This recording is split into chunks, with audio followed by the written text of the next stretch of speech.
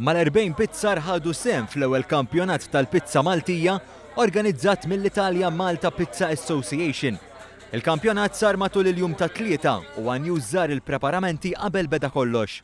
Il-President tal-Assoċjazzjoni, Giuseppe Paolini, spiega kif il-ġurija kellha tiġġudika l-pizzezz li jinħmew fuq 3 elementi. L'elemento importante che si fa per giudicare i giudici la pizza deve essere l'impasto della pizza, la cottura e l'abbinamento dei contatti, il prodotto che si va dentro la pizza. L-assoċjazzjoni li organizzat dan il-kampjonat twaqfet f'pajjiżna lura fl-2014 u mistennija tibda toffri wkoll kors fuq it-tisjik tal-pizza.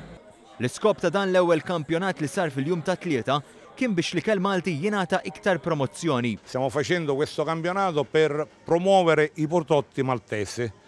Cosa vuol dire? Facciamo la pizza classica, quella che è conosciuta in tutto il mondo, e in più in questo campionato ci sarà una competizione dove si farà la pizza ai sapori maltesi. Il-pizzara li ħadu sehem ridu jkunu Maltin jew inkella barranin iżda li jaħdmu f'pajjiżna.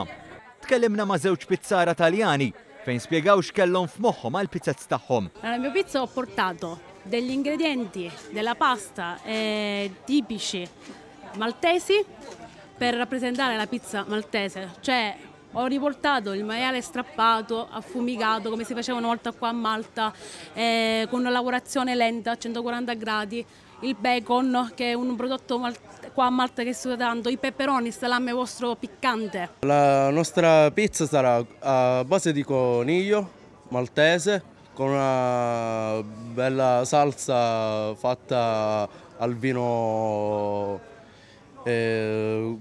un vino maltese ottimo che è Ulysses di Gozzo. Kull pizzar kellu jġib miegħu l-aġina u kif ukoll l-ingredjenti li rrid juża. Il-pizzar li rċieva l-ikbar ammont ta' punti ingħata t-titlu ta' Super Pizzaiolo Maltese 2018.